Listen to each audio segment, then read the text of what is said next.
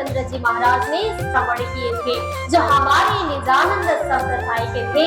उन्होंने ये 18 पुराण ऐसा था जिसमें भविष्य में जितने भी राजा आए थे उसकी सारी भूमिका में बांटी हुई थी। तो ये 18 पुराण में एक पुराण जो 18 पुराण था, सबसे अंतिम पुराण, उसमें श्री देवचंद्र जी महाराज ने इस श्रीमद् भागवत को श्रवण किया गया था। अब देखिए, वेद व्यास जी भी वर्णन लास्ट में किए थे श्रीमद् भागवत को कि ये 18 सत्र पुराण कहने से उनको आनंद और संतुष्टि नहीं मिला था उन्हें भी। जब ये अंतिम की पुराण भविष्य पुराण में आप राजा 4 युग के राजाओं के नाम भी लालदास जी महाराज के रहे हैं। 17 राज सतयुग में एक कहो राज अकृता, 3 अपनी भुगति तापर देव कृत दत्ता। इस प्रकार सत्ययुग में 17 राजा के प्रमुख राजाओं के नाम लिया गया है। उस पर राजा तो अनेक हो गए, परंतु जितने भी धर्मात्मा वीर प्रख्यात राजाओं थे उनके नाम लिया गया है। इसमें सबसे पहला कृतदत्त नाम के राजा हो गए। उसके बाद में कृतदत्त नाम के राजा हुए थे। तो उसके बाद में अंता, मुकुंदवा, भैरवानंद, कुंभो, हरनाकुर, प्रहलाद, बलिलोचन, बलिभुगत, लोचनावली, बाणासुर, कपिलाक्ष, कपिलभद्र, जरासरी, धूम्रकेतु आदि नाम के राजा हो गए थे। जैसे ये सतयुग के राजाओं के नाम लालदास जी महाराज ने स्पष्ट से कहा गया है, जो हम लालदास के पुस्तक में हम देख सकते हैं। अब कहो त्रेता के 19 नाम भये। अब 19 राजाओं के नाम भी लालदास जी महाराज ने कहे गए थे। सर्वप्रथम लालदास जी महाराज ने त्रेता युग के राजाओं को नाम कहा, ब्रह्मा, मरीचा, काश्यप, सूरज। इसी प्रकार उन्होंने 19 राजाओं के नाम कहे थे। 19 भये द्वापर में प्रथम इंद्र नाम। अब इस प्रकार द्वापर के युग के राजाओं के नाम, सबसे पहला इंद्र, चंद्रमा, पुरखा, पूर्वा, माया, निर्मोशी, संतनु, चित्र, विचित्र, व्यास, पांडु। इसी प्रकार राजा 19 हो गए थे द्वापर युग में। अब कहो 20 कलयुग के, 19 कहे द्वापर, 29 त्रेता के कहे, 17 सतयुग पर। अब कहते हैं ये मैं अंतिम में किस राजा की बात कर रही हूँ? कलयुग के राजा के नाम कह रही हूँ। यहाँ राजाओं के नाम तो बताते जा रहे हैं। सबसे पहला जादू, अजयपाल, महीपाल, गंधर्वसेन, विक्रमादित्य, विक्रमचक्र, भूज।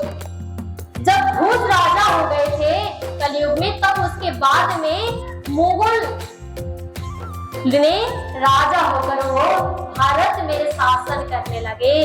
तब उसके बाद में गौरी बादशाह, सुल्तान अलाउद्दीन, नासिरुद्दीन, मोहम्मद, बड़ा मोहम्मद, इसी तरह राजा। अंतिम में कलयुग के राजा जब छत्रसाल महाराज जी के आगमन था, जब प्रहलाद जी महाराज संसार में अपने जागनी कार्य प्रारंभ कर रहे थे, देवचंद्र जी महाराज जागनी प्रारंभ कर रहे थे, तब उस समय औरंगजेब बादशाह इस भारत भूमि में अपना शासन चला रहे थे। तब इनका बादशाह कौन था? बादशाह तो परमधाम के अंकुर आत्मा था, लेकिन उनको जगाने के लिए बहुत मुश्किल हो गया। तब यहाँ अपनी परब्रह्म परमात्मा ऐसी मेहरबानी कर रहे हैं, जो कृपा हमारे ऊपर हो रहा है। तो इस प्रकार अंतिम में औरंगजेब बादशाह ने अपना शासन चला रहे थे। तब उस पर औरंगजेब कलयुग के नाम आगे अवतार होएगा उस कल की सठावा। जब औरंगजेब बादशाह इस संसार में भारत में अपना शासन चला रहे थे, तब उस समय बुद्ध कल की अवतार की आगमन हो रही थी। जब कल की अवतार की प्रकट हो रहे थे, तब उस समय औरंगजेब बादशाह ने ये राज्य में शासन पूरी तरह चला रहे थे। जनों टुकी तो छिना रहे थे हिंदू। अब इस प्रकार अपनी कल की अवतार विभूषित कर रहे थे उसी समय हरिद्वार में महामती प्रहलाद जी महाराज। तो इसी तरह लालदास जी महाराज ने ये औरंगजेब बादशाह और उसी समय हमारे कल की अवतार का आगमन हो गई हुई बात को इस प्रकार सात के राजाओं के नाम में कहा गया था। श्री महामती कहे सात जे शास्त्र कहे योगरा, आगे अपनी वित्त का सो लीजे चित्त धरा। ये लालदास जी महाराज कह रहे हैं, ये सुंदर साथ जी, ये वित्त केवल राजाओं की नहीं है, ये वित्त तो हमारी है। इसको अपने तन मन और चित्त से श्रवण कीजिए और अपने जीवन को धन्य बनाइए। श्री धनी जी को जो सात मधुलहीना नूर हुकुम बुद्ध मूल वतना, ये 5 मील भई महामत वेद कतिब पहुंचे सरत। लालदास जी चौपाई में कहते हैं कि प्राणनाथ जी चौपाई में कोई अंतर नहीं है। जहाँ महामती शब्द कहा गया है वहाँ 5 शक्ति की विद्यमान होती है, जब भी उनको महामती कहा जाता है। तब ये हम अभी बैठे हुए व्यास जी महामती के आसन है, तो महाराज जी जो बैठे हुए हैं वो महाराज जी के आसन में भी 5 शक्तियां विराजमान है। इस आसन में बैठने के लिए कोई सहजता की बात नहीं होती है, इसीलिए व्यासपीठ कहा जाता है ना। इस व्यासपीठ पर बैठने के लिए योग्य होना चाहिए। सबसे पहला परमात्मा की कृपा होनी चाहिए, उनकी मेहरबानी के बिना हम इस व्यास पर बैठ नहीं सकते। तो 5 शक्ति क्या कर सकती है सुंदर साथ जी? एक धनी जी की जोत है, एक आत्मा दुल्हीन और नूर हुकुम बुद्ध मूल वचन, ये 5 मील भई महामत। जब ये 5 शक्तियां ये सिंहासन के व्यास महामती आसन पर नहीं होती, तब तक इस आसन पर बैठने के योग्य हम भी नहीं हो सकते। बोले प्राणनाथ प्यारे की, श्री सद्गुरु महाराज की। तो गुरु की ऐसी महिमा गाया गया है कि हम भी सेवा पूजा में गाते हैं। गुरु कंचन गुरु पारस गुरु चंदन प्रणाम, तुम सतगुरु दीपक भे मोयो क्यों जो आप समान। ये ऐसी चर्चा कहा गया, गुरु कंचन गुरु पारस गुरु चंदन प्रणाम। ये चीज में सदगुरु की महिमा नहीं गाया सकता, ये तो क्षणिक की चीज है, क्षणिक वस्तुओं में गिना जाता है। लेकिन जो दीपक की तरह होते हैं ना, एक दीपक आप जला के देखिए तो उसी के समान पूरी तरह आप संसार भर उस दीपक को जला सकते हो। इसी प्रकार ये वाणी सद्गुरु की कृपा हमारे ऊपर इसी तरह हो जाए कि उनके अपनी तरह हमें बना सके। इसलिए लालदास जी महाराज ने कहा था ना, आगे अपने वित्त का सो लीजिए चित्त धरा। ये वित्त को केवल हमें नहीं है, ये तो वित्त आपके भी है। तो उन्होंने तो आपको सम्मान की दृष्टि में दीपक के समान रखे।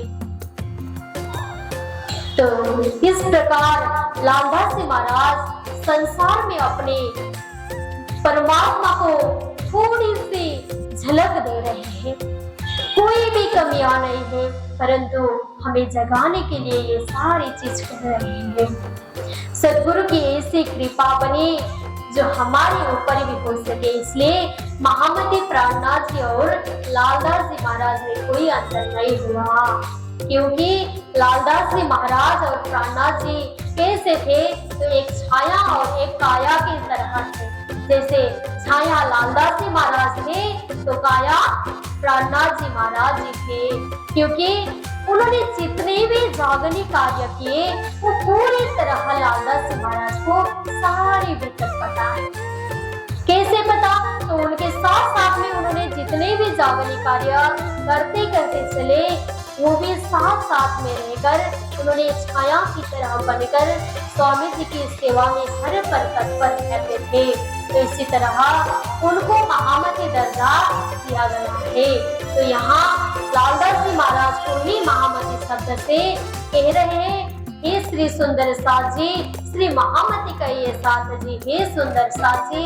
लालदास जी महाराज ये कह रहे हैं, शास्त्र कहे युगरा शास्त्र ले इस प्रकार कहा गया है। आगे अपनी वित्त का लालदास जी महाराज सुंदर साथ को कह रहे हैं, सुंदर साथ जी, हे ब्रह्मात्मा, हे ब्रह्म मुनीन, मैं आपको ही वित्त श्रवण करा रही हूँ। कि कोई दूसरे का नहीं है, ये तो अपना ही जीवन का वितक है। बोले सदगुरु महाराज की, लालदास जी महाराज की। तुम स्वरूप तुम्हें स्वरूप, तुम स्वरूप के संगा, भेद तुमान को लखे ब्रह्मानंद रस रंगा। किस चीज का भेद खोजें हम? शास्त्र में क्या भेद खोज सकते हैं? सदगुरु से क्या भेद सकते हैं? भेद किसी में नहीं है। आपके अंदर भी राज्य और श्यामा जी के विराजमान स्वरूप है, हमारे अंदर भी राज्य और श्यामा जी के स्वरूप विद्यमान है। हमारे सिर्फ हमारे ऊपर अहंकार, अभिमान, द्वेष, ये संसार की मायाएं की चीज ने हमें बंधन में बांध दिए। हमें तो कोई फिक्र नहीं, लेकिन हमारे सदगुरु अगर इस चीज से दूर रखे तो हम इस तरह जी सकते हैं, कोई किसी से भेद नहीं रख पाते। क्योंकि यहाँ लालदास जी में क्या भेद खोजे, रामदास जी में क्या भेद खोजे, सदगुरु में क्या भेद खोजे, और राजी और श्यामा जी में क्या भेद खोजे? हमें तो उनके ही अंगना है। अब राजी कौन है ये हमें खोजने की, ढूंढने की क्या जरूरत है? हमें तो ये सोचना चाहिए कि हम सुंदर साथ परमधाम पे संसार में आए हुए हैं, तो उनके अंदर ही एक आपस में ही कौन विराजमान है? राजी और श्यामा जी ही विराजमान है। अब हमें क्या भेद ढूंढनी चाहिए? हमें कुछ भेद ढूंढना की कोई जरूरत ही नहीं है। हमें ऐसी कृपा राजी महाराज की हुई कि एक दिल ही है सब ऊपर, तो द्वैत भाव क्यों रखनी चाहिए? द्वैत भाव तो केवल संसार में ही होता है ना, तो द्वैत भाव इस संसार में होती है, तो एक दिल एक भाव तो परमधाम में होती है। तो उसी भाव राजी महाराज यहाँ कह रहे हैं, तुम स्वरूप तुम्हें स्वरूप, तुम स्वरूप के संग, भेद तुम्हारे को रखे ब्रह्मानंद रस रंगा। वो ब्रह्मानंद रस की लीला को कौन क्या वर्णन कर रहे हैं? उसको क्या भेद ढूंढे? उसमें क्या अंतर है? आप ही बताइए। कोई भेद ही नहीं है। जो कह रहे हैं संसार में अपनी अपनी परमात्मा ढूंढ रहे हैं, उसमें भेद है? नहीं है। जुदे जुदे नाम गावहे, जुदे जुदे भेद बनेगा, जिना कोई झगड़ों में धनी सबका एका। संसार में कोई किसी से झगड़ा करने की जरूरत भी ना है। वो भी परमात्मा ढूंढ ही रहे हैं, हमें परमात्मा ढूंढ रहे हैं।